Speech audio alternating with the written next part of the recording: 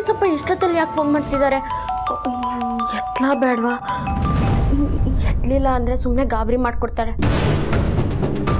ಒಂದು 2 ನಿಮಿಷ ಖುಷಿಯಾಗಿ ಮಾತಾಡ್ಬಿಡ್ತೀನಿ, ಅವ್ರಿಗೂ ಸಮಾಧಾನ ಆಗುತ್ತೆ.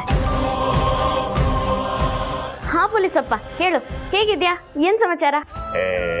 ನಮ್ದೇನ್ ಮಗ, ಈಗ ನಾವು ಅಲ್ಲಿಂದ ಬಂದ್ಮೇಲೆ ನಿನ್ಗೇನು ತೊಂದರೆ ಆಗಿಲ್ಲ ತಾನೇ? ಈಗ ನೀನ್ ಹೇಗಿದ್ಯಾ ಮಗ? ಏನು ತೊಂದರೆ ಆಗಿಲ್ಲ.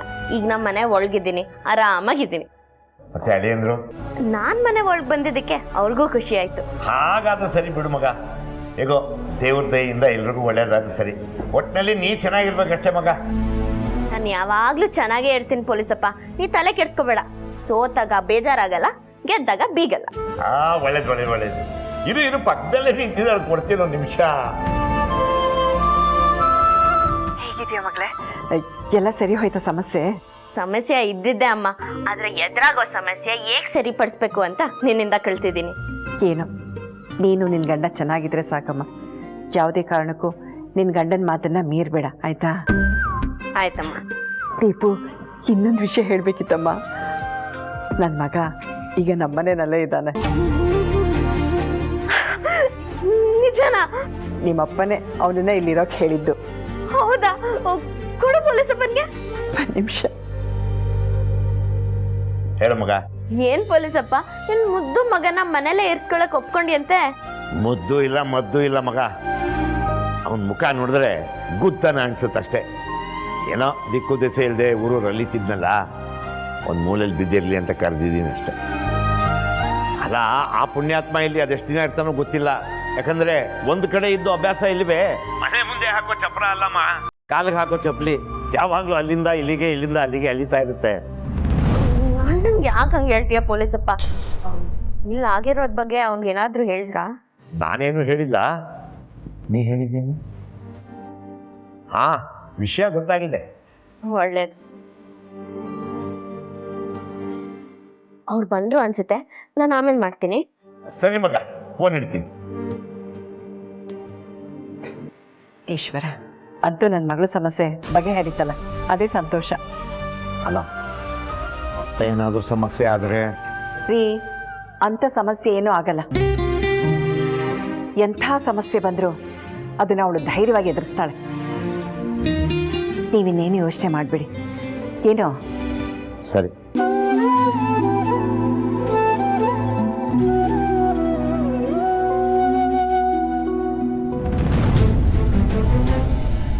ನನಗೆ ಯಾರು ಇಷ್ಟೊಂದು ಮೆಸೇಜ್ ಕಳಿಸ್ತಾ ಇರೋದು? ಹಾಯ್, ಮೆಸೇಜ್ ಮಾಡಿ, ನಾನು ನಿಮ್ಮನ್ನು ತುಂಬ ಇಷ್ಟಪಡ್ತಾ ಇದ್ದೀನಿ, ಯಾಕೆ ನನ್ನ ಮೆಸೇಜಿಗೆ ರಿಪ್ಲೈ ಮಾಡ್ತಾ ಇಲ್ಲ?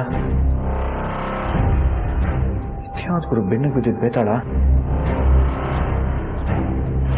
ಮಧ್ಯಾಹ್ನ ಬಂದಿದ್ದ ಅನ್ನೋನ್ ನಂಬರು. ಚೋಳು ಮೆಸೇಜ್ ಮಾಡಬೇಕಾ? ರಜ್ಜಿ ಫೋನೇ ಮಾಡ್ತೀನಿ.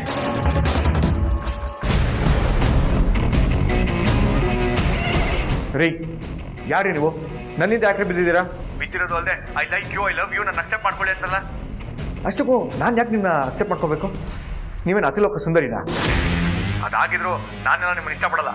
ನೋಡಿ, ಮೊದಲೇ ನನಗೆ ಲವ್ ಗಿವ್ ಅನ್ನೋದೆಲ್ಲ ಆಗ್ಬಾರಲ್ಲ. ನನ್ನ ನೇರ ಸುಮ್ಮನೆ ನನ್ನ ಹಿಂದೆ ಬಿದ್ದು ಈ ಥರ ಲವ್ ಗಿವ್ ಅಂತೆಲ್ಲ ಟೈಮ್ ವೇಸ್ಟ್ ಮಾಡೋ ಬದಲು ನಿಮ್ಮ ಅಪ್ಪ ಅಮ್ಮನಿಗೆ ಹೇಳಿ ಒಂದು ಒಳ್ಳೆ ಹುಡುಗನ ನೋಡಿ ಮದುವೆ ಮಾಡ್ಕೊಂಡು ಆರಾಮಾಗಿರಿ. ಅದು ಬಿಟ್ಟು ಈ ಥರ ನನ್ನ ಹಿಂದೆ ಲವ್ ಗಿವ್ ಅಂತೆಲ್ಲ ಬಿದ್ದರೆ ತಲೆ ಕೆಡ್ಸ್ಕೊಳ್ಳೋ ಮಗ ನಾನಲ್ಲ. ಇದೇ ಲಾಸ್ಟ್ ಚಾನ್ಸ್. ಇನ್ನೊಂದ್ಸಲಿ ನನಗೆಲ್ಲ ಮೆಸೇಜ್ ಮಾಡಿದ್ರೆ ನಾನು ಮಾತ್ರ ಸುಮ್ಮನೆ ಇರಲ್ಲ. ರೀ, ಮಾತಾಡ್ರಿ. ನಾನು ಆಗ್ಲಿಂದ ಅಷ್ಟೊಂದು ರಚ್ಕೋತಾ ಇದೀನಿ. ಹಾ ಹ್ಞೂ ಅಂತ ಏನು ಹೇಳ್ತಿಲ್ಲ? ನಿಮಗೆ ಮಾತು ಬರಲ್ವಾ?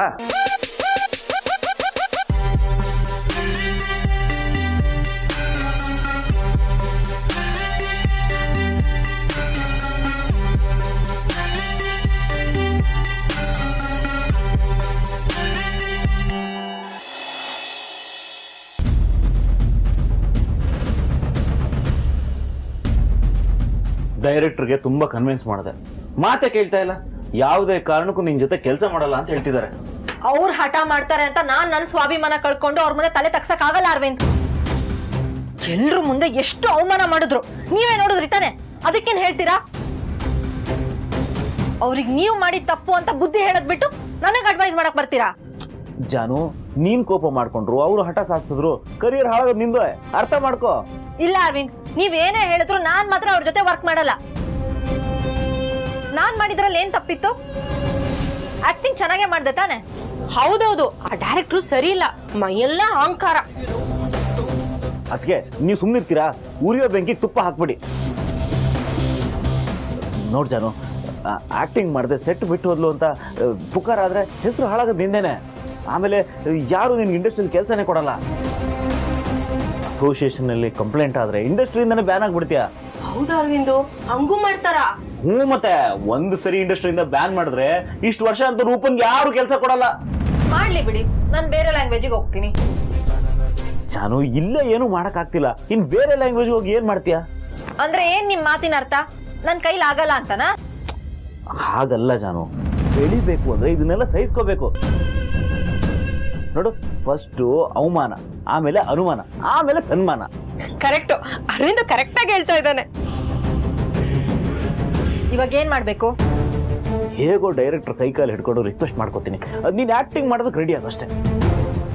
ಅವ್ರ ಹತ್ರ ಹೋದಾಗ ತಪ್ಪಾಯ್ತು ಅಂತ ಒಂದ್ಸತಿ ಸಾರಿ ಕೇಳ್ಬಿಡು. ಸಾರಿ ಕೇಳಕ್ ನಾನ್ ತಪ್ಪು ಮಾಡೇ ಇಲ್ಲ. ನಾನೇನಂದ್ರೂ ಸಾರಿ ಕೇಳಲ್ಲ. ನನ್ ಪರವಾಗಿ ಬೇಕಾದ್ರೆ ನೀವು ಕೇಳಿ, ನೀವೇ ಕನ್ವಿನ್ಸ್ ಮಾಡಿ. ಹಾಗಾದ್ರೆ ಬೇಕಿದ್ರೆ ನಾಳೆಯಿಂದ ಬರ್ತೀನಿ. ಇಲ್ಲ ಅಂದ್ರೆ ನಾನು ಅವ್ರ ಜೊತೆ ಕೆಲಸ ಮಾಡಲ್ಲ. ಅರವಿಂದು, ಏನೋ ಒಂದ್ ಮಾಡಿ ಆ ಡೈರೆಕ್ಟರ್ನ ಒಪ್ಪಿಸ್ಬಿಡು. ನನಗೂ ಇಲ್ಲಿದು ಇಡ್ಲಿ ವಡೆ ತಿನ್ಬಿಟ್ಟು ಬಾಯಿ ರುಚಿ ಬಿದ್ಬಿಟ್ಟಿದೆ, ಮನೆ ಊಟ ಬೇಜಾರಾಗ್ತಿದೆ. ಫೋನ್ ಮಾಡು. ಫೋನಲ್ಲೆಲ್ಲ ಮಾತಾಡೋದು ಬೇಡ, ನಾಳೆ ಡೈರೆಕ್ಟ್ ಆಗಿ ಬಂದು ಇಲ್ಲೇ ಮಾತಾಡೋಣ. ಅದೇನ್ ಹೇಳ್ತಾರೆ ನೋಡೋಣ. ಅವ್ರಿಗೆ ಬರೀ ಒಪ್ಸೋದಷ್ಟೇ ಅಲ್ಲ ಅರವಿಂದ್, ಇವತ್ತಿನ ತರ ನಡ್ಕೋಬಾರ್ದು ಅಂತ ಹೇಳಿ. ಅವ್ರು ನನಗ್ ಮರ್ಯಾದೆ ಕೊಟ್ರೆ ನಾನು ಅಷ್ಟೇ ಅವ್ರಿಗೆ ಜಾಸ್ತಿನೇ ಮರ್ಯಾದೆ ಕೊಡ್ತೀನಿ. ಹೌದು ಅರವಿಂದು, ಇವ್ರು ಕರೆಕ್ಟ್ ಆಗೇ ಹೇಳ್ತಾ ಇದಾರೆ.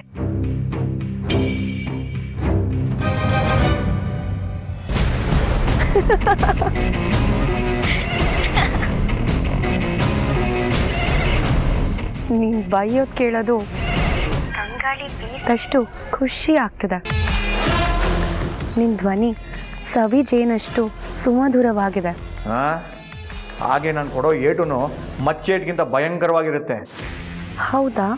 ಹಾಗಿದ್ರೆ ನೀವು ನನ್ನನ್ನು ಹೊಡಿಬೇಕು ಅಂತ ಅಂದ್ಕೊಂಡಿದ್ದೀರಾ? ಇಲ್ಲ, ಮುದ್ದು ಮಾಡಬೇಕು ಅಂದ್ಕೊಂಡಿದ್ದೀನಿ. ಹಾಗಾದರೆ ಈ ಜಗತ್ತಲ್ಲಿ ನನ್ನಷ್ಟು ಅದೃಷ್ಟವಂತೆ ಇನ್ಯಾರೂ ಇಲ್ಲ. ರೀ, ನೀವು ಯಾವುದೋ ಕವಿಯತ್ರಿನೋ ಸಾಹಿತಿನೋ ಅನ್ಸುತ್ತೆ. ನೀವು ಚಿಕ್ಕಮಂಗ್ಳೂರವರ ಅಥವಾ ಬೆಂಗಳೂರವರ? ಯಾಕೆ? ಹಾಂ, ನಿಮ್ಮ ಮುಂದೆ ಬಂದು ಸಾಷ್ಟಾಂಗ ನಮಸ್ಕಾರ ಹಾಕೋಕ್ಕೆ. ನನ್ನ ಮುಂದೆ ಬಂದು ನನಗೆ ನಮಸ್ಕಾರ ಮಾಡೋಕ್ಕೆ ನಾನೇನು ದೇವತೆನಾ? ದೇವರಲ್ಲ, ಬೆನ್ನಿಗೆ ಹತ್ತಿರೋ ಬೇತಾಳ. ರೀ, ನೀವು ಯಾವ್ದಾದ್ರು ಬುಕ್ ಬರ್ತಿದ್ರೆ ಹೇಳ್ರಿ, ಅದನ್ನ ಇವತ್ತೇ ಓದಿ ಬಿಸಾಕ್ತೀನಿ. ಸುಮ್ಮನೆ ನನ್ನ ಹಿಂದೆ ಪ್ರೀತಿ ಗೀತೆ ಅಂತ ಈ ಥರ ಟಾರ್ಚರ್ ಮಾಡಬೇಡಿ. ಯಾಕಷ್ಟು ಕೋಪ ಮಾಡ್ಕೋತೀರಾ? ನಾನು ನಿಮ್ಮನ್ನು ಇಷ್ಟಪಟ್ಟಿದ್ದು ತಪ್ಪಾ? ಹೌದು, ತಪ್ಪೆ. ನನ್ನಲ್ಲಿ ಅದೇನು ನೋಡ್ರಿ ಇಷ್ಟಪಟ್ರಿ ನೀವು? ನಾನು ನೋಡಿ, ನನಗೆ ಕೆಲಸ ಇಲ್ಲ, ಕಾರ್ಯ ಇಲ್ಲ, ನಾನೊಬ್ಬ ಸೋಂಬೇರಿ, ಕುಡುಕ, ಸುಳ್ಳ, ಇಷ್ಟೆಲ್ಲ ಇದ್ರೂ ಲವ್ ಮಾಡ್ತೀರಾ? ಪ್ರೀತಿಗೆ ಬೇಕಾಗಿರೋದು ಪರಿಶುದ್ಧವಾದ ಮನಸ್ಸು, ನಿಷ್ಕಲ್ಮಶವಾದ ಹೃದಯ ಅಷ್ಟೇ. ನೀವು ಕೆಲಸ ಮಾಡಿಲ್ಲ ಅಂದರೂ ಪರವಾಗಿಲ್ಲ, ನಾನು ದುಡ್ದು ನಿಮ್ಮನ್ನು ತುಂಬ ಚೆನ್ನಾಗಿ ನೋಡ್ಕೋತೀನಿ. ದಯವಿಟ್ಟು ನಿಮ್ಮ ಅಡ್ರೆಸ್ ಕೊಡ್ತೀರಾ? ಯಾಕೆ?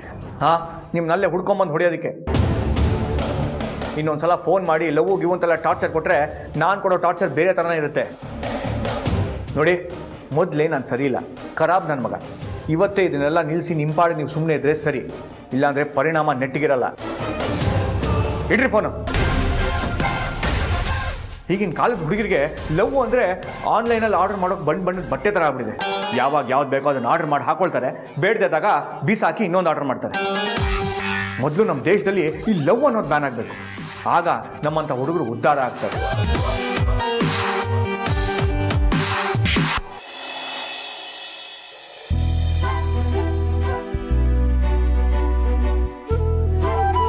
ಏನಚ್ಚು ಒಳ್ಳೆ ದ್ವಾರಪಾಲಕರ ಥರ ನಿಂತಿದ್ಯಾ? ಯಾರು ಕಾಯ್ತಿದ್ಯಾ? ಈ ಮನೇಲಿ ಕೋಪಿಷ್ಟ ಯುವರಾಜ ಇದ್ದಾನೆ, ಅವನ ಜೊತೆ ಮಾತಾಡೋಣ ಅಂತ ಬಂದೆ. ಅದು ಅವ್ನು ಪರ್ಮಿಷನ್ ಕೊಟ್ರೆ ಮಾತ್ರ. ಅಂಥವ್ರು ಯಾರಿದ್ದಾರೆ ಅಚ್ಚು ಈ ಮನೇಲಿ? ಓಹೋ, ಡೋಂಟ್ ಆಕ್ಟ್ ಟು ಸ್ಮಾರ್ಟ್. ಏನಂಗಂದ್ರೆ ನಿನ್ನ ಪ್ರಕಾರ ಯುವರಾಜ ನಾನೇನಾ? ಹೌದು, ಯುವರಾಜನು ನೀನೆ, ಕೋಪಿಷ್ಟನು ನೀನೆ. ಆಯ್ತು, ನೀನು ಹೇಳ್ದಂಗೆ ಆಗಲಿ. ಏನು ಮಾತಾಡಬೇಕು? ಟ್ರಾಫಿಕಲ್ಲಿ ರೆಡ್ ಸಿಗ್ನಲ್ ಇದ್ರೆ ಏನು ಮಾಡ್ತೀವಿ? ವೆಹಿಕಲ್ ಸ್ಟಾಪ್ ಮಾಡ್ತೀವಿ. ಗ್ರೀನ್ ಸಿಗ್ನಲ್ ಬಂದರೆ ಗಾಡಿ ತೊಗೊಂಡು ಮುಂದಕ್ಕೆ ಹೋಗ್ತೀವಿ ಅಲ್ವಾ? ಲೈಫ್ ಅನ್ನೋ ಟ್ರಾಫಿಕಲ್ಲಿ ದೀಪ ನಿನ್ನ ಜೊತೆ ಮೂವ್ ಆಗ್ತೀನಿ ಅಂತ ಗ್ರೀನ್ ಸಿಗ್ನಲ್ ಕೊಟ್ಟರು, ನೀನು ಅವಳನ್ನ ಇಗ್ನೋರ್ ಮಾಡಿ ನಿಂತಲ್ಲೇ ನಿಂತಿದ್ಯಲ್ಲ, ಇದು ಸರಿನಾ?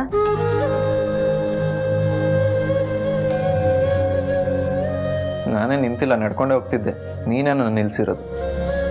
ಓವರ್ ಸ್ಮಾರ್ಟ್ ಆಗ್ಬೇಡಕ್ಕಂದ, ನಾನು ಹೇಳೋದನ್ನ ಸ್ವಲ್ಪ ಅರ್ಥ ಮಾಡ್ಕೊ. ಯಾವತ್ತಿದ್ರೂ ದೀಪನೇ ನೀನು ಹೆಂಡ್ತಿ. ನೀನ್ ದೀಪಂಗ್ ಹಾಕಿರೋ ಬ್ರಹ್ಮ ಗಂಟೆನ ಬ್ರಹ್ಮನೇ ಬಂದ್ರು ಬಿಡ್ಸಕ್ಕಾಗಲ್ಲ. ಆಗಿದ್ದನ್ನ ಮರೆತು ಹೊಸ ದಾರಿ ಕಂಡ್ಕೊಳ್ಳೋದೆ ಬುದ್ಧಿವಂತರ ಲಕ್ಷಣ. ಅವಳು ನೋಡೋದಿಕ್ ಸುಂದರವಾಗಿಲ್ದೆ ಹೋದ್ರು ಅವಳ ಮನಸ್ಸು ತುಂಬಾ ಸುಂದರವಾಗಿದೆ. ರೆಪ್ಪೆ ಕಣ್ಣನ್ನ ಜೋಪಾನವಾಗಿ ನೋಡ್ಕೊಳ್ಳೋ ಹಾಗೆ ದೀಪ ನೀನನ್ನ ಅಷ್ಟೇ ಜೋಪಾನವಾಗಿ ನೋಡ್ಕೊಳ್ತಾಳೆ. ಆ ನಂಬಿಕೆ ನನಗಿದೆ. ಪ್ಲೀಸ್ ಕಣೋ ಚಿರು, ರೂಮ್ ಒಳಗೆ ಹೋಗು, ಅಲ್ಲೇ ಮಲ್ಕೋ.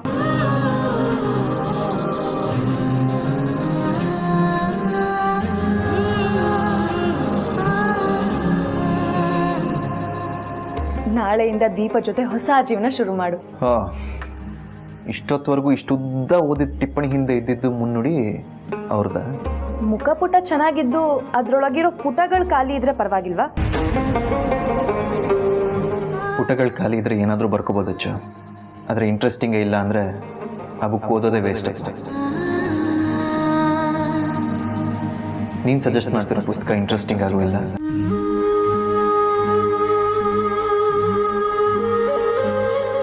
ಪುಸ್ತಕ ತಗೊಂಡು ಏನು ಮಾಡೋದು? ಬುದ್ಧಿವಂತರಾದವರು ಚೆನ್ನಾಗಿಲ್ದಿರೋ ಪುಸ್ತಕನ ಓದಿ ಹೇಗೆ ಸರಿಪಡಿಸ್ಕೋಬೇಕು ಅನ್ನೋ ದಾರಿ ಹುಡ್ಕೋತಾರೆ. ಆಯ್ತು, ನನ್ನ ದಡ್ಡ. ಏನಿವಾಗ? ಸುಮ್ಮನೆ ರೂಮಿಗೆ ಹೋಗು. ಸಾರಿ ಅಚ್ಚು, ಈ ವಿಚಾರದಲ್ಲಿ ಫೋರ್ಸ್ ಮಾಡಬೇಡ. ಅಮ್ಮ ಇರೋವರೆಗೂ ಸರಿಯಾಗೇ ಇದ್ದೆ. ಅವ್ರು ಹೋದ್ಮೇಲೆ ಇನ್ಯಾರ್ದೋ ಸವಾಸ ಮಾಡಿ ಇಷ್ಟೊಂದು ಹಠ ಕಲಿತೆ. ವಿಷಯ ಎಲ್ಲಿಂದ ಎಲ್ಲಿಗೆ ಹೋಗ್ತಿದೆ ಅಚ್ಚು? ನಮ್ಮಿಬ್ರ ಮಧ್ಯೆ ಅದಕ್ಕೆ ಅಂತ ತರಬೇಡ. ಅವ್ರು ಇಲ್ಲಿರೋವರೆಗೂ ನಾನು ಈ ರೂಮಲ್ಲಿ ಮಲ್ಗಲ್ಲ.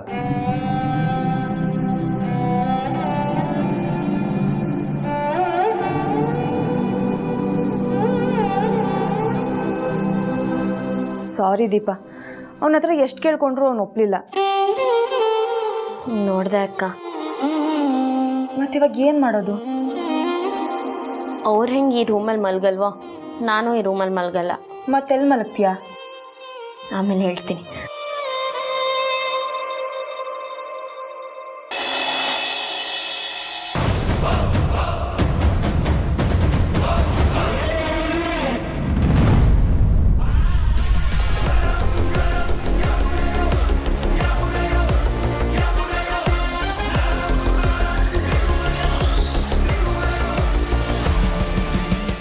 ಮೇಡಮ್, ಶಾಕ್ ಆಯ್ತಾ?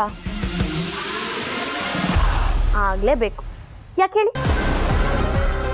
ಕಳ್ಸದಿಂದ ಬೆಂಗಳೂರು ಬಂದು ಸೌಂದರ್ಯ ಅವ್ರ ಮನೆಯಲ್ಲಿ ಅಚ್ಚುಕಟ್ಟಾಗಿ ಅಡುಗೆ ಮಾಡ್ತಾ, ಪಳಪಳ ಅಂತ ಪಾತ್ರೆ ತೊಳಿತಾ, ಸುಡೋ ಬಿಸಿಲಲ್ಲಿ ಬಟ್ಟೆ ಹೋಗಿತ್ತಾ, ತಲೆ ಎತ್ತಿದೆ ತಲೆ ಬಗ್ಸಿ ಕೆಲಸ ಮಾಡ್ತಿದ್ದವಳು ನಿನ್ನೆ ಮೊನ್ನೆಯಿಂದ ಬೇಜಾನ್ ಹಾವಳಿ ಕೊಡ್ತಿದ್ದಾಳಂದ್ರೆ ಎಂಥವ್ರಿಗಾದ್ರೂ ಶಾಕ್ ಆಗೇ ಆಗುತ್ತೆ. ಇಷ್ಟು ದಿನ ನಿಮ್ಮ ಮನೆಯಲ್ಲಿ ಸಿಂಗಲ್ ಫ್ಯೂಸ್ ಆಗಿ ಉರಿತಿದ್ದ ಲೈಟು ಹೈ ವೋಲ್ಟೇಜ್ ಥರ ಉರಿತಾನೇ ಇದ್ರೆ ಎಂಥವ್ರಿಗೂ ಶಾಕ್ ಆಗುತ್ತೆ. ಅಯ್ಯೋ, ಆ ಥರ ನೋಡ್ಬಿಡಿ, ಕಣ್ಣು ಬರ್ನಿಂಗ್ ಆಗುತ್ತೆ.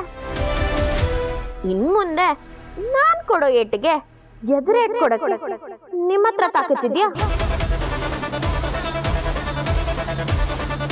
ಇದ್ರೆ ಹೋರಾಡಿ, ಇಲ್ಲಾಂದ್ರೆ ಸೋಳಪ್ಕೊಳ್ಳಿ.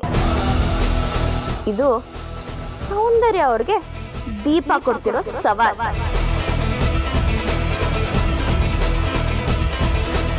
ಸ್ವೀಕರಿಸ್ತೀರಾ ಅಥವಾ ಹೊಗೆ ಹಾಕಿಸ್ಕೊತೀರಾ?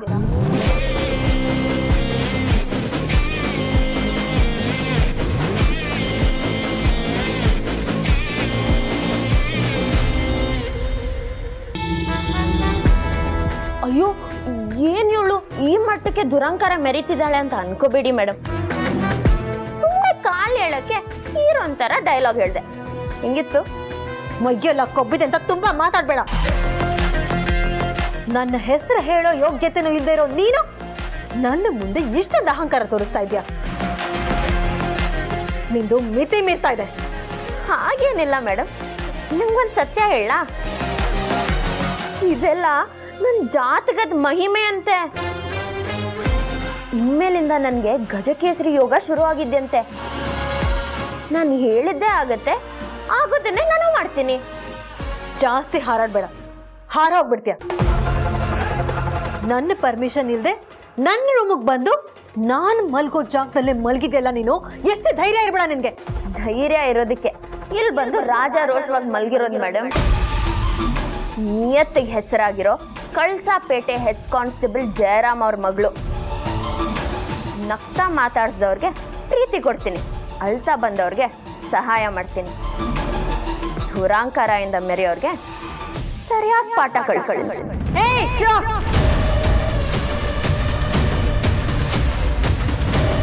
ಕೂಗಾಡ್ಬೇಡಿ. ನೀವು ಕೂಗಾಡ ತಕ್ಷಣ ಹೆದರ್ಕೊಳ್ಳೋಕೆ ನಾನು ಹಳೆ ದೀಪ ಅಲ್ಲ, ಹೊಸ ದೀಪ.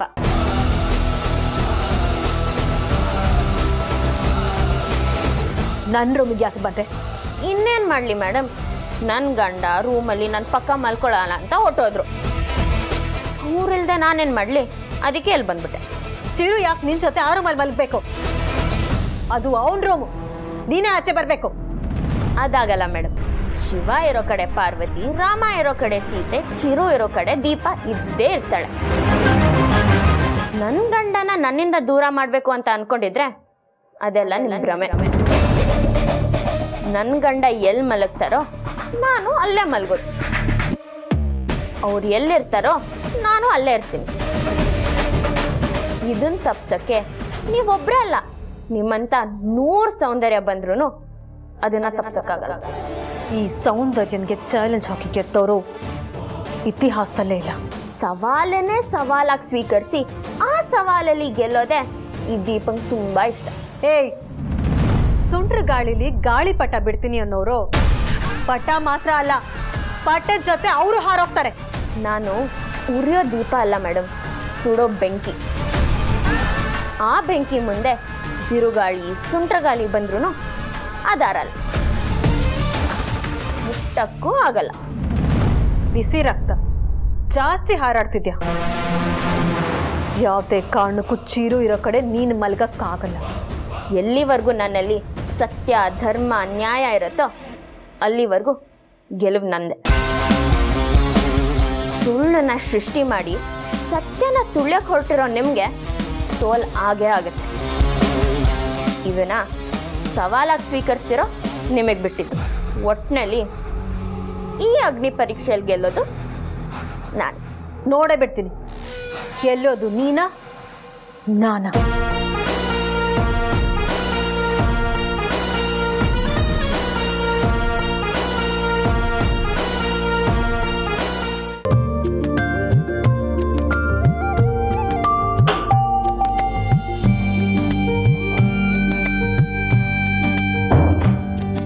ಹೆಚ್ಚಿರು ಯಾಕಪ್ಪ ಬಾಗ್ಲಾಗ್ತಿದ್ಯಾ? ಓಪನ್ ಇರ್ಲಿ ಬಿಡು, ಗಾಳಿ ಬರುತ್ತೆ. ಸುಮ್ಮನೆ ಚಿಕ್ಕಪ್ಪ, ಯಾರು ಯಾವಾಗ ಬರ್ತಾರೆ ಹೇಳಕ್ಕಾಗಲ್ಲ. ಯಾರು ಯಾಕೆ ಬರ್ತಾರೆ? ಬೇಕಾದರೆ ಬರಲಿಲ್ಲ. ನೀವು ಯಾಕೆ ಚಿಕ್ಕಪ್ಪ ಡಲ್ಲಾಗಿದ್ದೀರಾ? ಮೈಗೆ ಹುಷಾರಿಲ್ವಾ? ಮೈ ಸುಡ್ತದೆ, ಬನ್ನಿ ಡಾಕ್ಟರ್ ಹತ್ರ ಹೋಗೋಣ. ಇದು ಜ್ವರದ ಬಿಸಿ ಅಲ್ಲಪ್ಪ, ಬಾಡಿ ಹೀಟ್ ಆಗಿದೆ ಅಷ್ಟೇ. ಹೌದಾ? ಹಂಗಾರೆ ಜ್ಯೂಸ್ ಕುಡೀರಿ, ಕೂಲ್ ಆಗುತ್ತೆ. ಜ್ಯೂಸಿಂದ ಇದು ಕಮ್ಮಿ ಆಗಲ್ಲ ಬಿಡಪ್ಪ. ಎಳ್ನೀರು ಕುಡಿತೀರಾ? ಬೇಡ, ಬೆಳಗ್ಗೆ ಎಷ್ಟೊತ್ತಿಗೆ ಸರಿ ಹೋಗ್ಬೋದು. ಅಲ್ಲ, ನಿಮ್ಮ ಬಾಡಿ ಯಾಕೆ ಇಷ್ಟು ಹೀಟ್ ಆಯ್ತು ಚಿಕ್ಕಪ್ಪ? ಆಗಾಗ್ಲೇ ಈ ಥರ ಆಗ್ತಿರುತ್ತೆ, ಇದೆಲ್ಲ ನ್ಯಾಚುರಲ್ಲು. ಹೌದಾ? ಮತ್ತು ನನಗೆ ಯಾವತ್ತೂ ಈ ಥರ ಆಗಿಲ್ವಲ್ಲ? ನಿನಗಿನ್ನೂ ಅನುಭವ ಆಗಿಲ್ವಲ್ಲ? ಯಾವ ಅನುಭವ? ಅವೆಲ್ಲ ಹೇಳಕ್ಕಾಗಲ್ಲ, ಸ್ವತಃ ಅನುಭವಿಸ್ದಾಗಲೇ ಇವೆಲ್ಲ ಗೊತ್ತಾಗೋದು. ಈಗ ತಾನೇ ದಾಂಪತ್ಯ ಜೀವನ ಕಾಲಿಟ್ಟಿದ್ಯಾ, ಇನ್ನು ಮುಂದೆ ಇವೆಲ್ಲ ಗೊತ್ತಾಗತ್ತೆ. ಅದು ನಿಜಾನೇ, ಆದರೂ ಆಗ್ಬೋದು. ಆದಾಗ ನಿಮ್ಗೆ ಗ್ಯಾರಂಟಿ ಹೇಳ್ತೀನಿ. ಆಯ್ತಾಯ್ತು. ನೋಡಪ್ಪ ಚಿರು, ನಾನು ಹಿಂಗೆ ಹೇಳ್ತೀನಿ ಅಂತ ಬೇಜಾರು ಮಾಡ್ಕೋಬೇಡ. ನೀನು ನಿನ್ನ ರೂಮಲ್ಲೇ ಮಲಗಿದ್ರೆ ಏನಾಗತ್ತೆ? ದೀಪ ಅವರು ಅದೇ ರೂಮಲ್ಲಿ ಇದ್ದಾರೆ ಚಿಕ್ಕಪ್ಪ, ಹೇಗೆ ಮಲಗೋದು? ಅಲ್ಲಪ್ಪ, ನೀನು ಅವಳನ್ನ ನಿನ್ನ ಹೆಂಡತಿ ಅಂತ ಒಪ್ಕೊಂಡಿದ್ಯಾ? ಒಪ್ಪಿಲ್ಲ, ಒಪ್ಪೋದು ಇಲ್ಲ. ಹಾಗಿದ್ಮೇಲೆ ನೀ ಮಲ್ಗೋಕೆ ಸಮಸ್ಯೆನೇ ಬರೋದಿಲ್ವಲ್ಲ? ನಿದ್ದೆಗಣ್ಣಲ್ಲಿ ನೀನು ಆ ದೀಪಂಗೆ ಏನು ಹೆಚ್ಚು ಕಮ್ಮಿ ಮಾಡಲ್ಲ ಅಂತ ನಂಬಿಕೆ ನಿನಗಿದ್ಯಾ? ಏನು ಚಿಕ್ಕಪ್ಪ ಹಿಂಗೆ ಮಾತಾಡ್ತಾ ಇದ್ದೀರಾ? ಅವ್ರನ್ನ ನಾನು ಟಚ್ ಮಾಡ್ತೀನಾ? No way. ಕರೆಕ್ಟ್. ಅವಳು ಆ ಥರ ಹುಡುಗಿ ಅಲ್ಲ, ನಿನ್ನ ಪರ್ಮಿಷನ್ ಅಂತ ಏನೂ ಮಾಡಲ್ಲ. ಆಗಿದ್ಮೇಲೆ ನಿನ್ನ ಪಾಡಿಗೆ ನೀನು, ಅವಳ ಪಾಡಿಗೆ ಅವಳು ಮಲಗ್ಬೋದಪ್ಪ. ನಮ್ಮನ್ನು ನಮ್ಮ ಪಾಡಿಗೆ ಮಲಗಕ್ಕೆ ಬಿಡ್ಬೋದಪ್ಪ. ನೋಡಿ ಚಿಕ್ಕಪ್ಪ, ಅವ್ರ ಜೊತೆ ಆ ರೂಮಲ್ಲಿ ಮಲಗಬಾರ್ದು ಅಂತ ಅದಕ್ಕೆ ಹೇಳಿದ್ದಾರೆ. ನಿಮಗೆ ನಾನು ಇಲ್ಲಿ ಮಲ್ಗೋದು ಇಷ್ಟ ಇಲ್ಲ ಅಂದರೆ ಅದಕ್ಕೆ ಹೇಳಿ ಬೇರೆ ರೂಮಲ್ಲಿ ಮಲ್ಕೋತೀನಿ. ನನಗೇನು ಪ್ರಾಬ್ಲಮ್ ಇಲ್ಲ, ಮಲ್ಕೊ.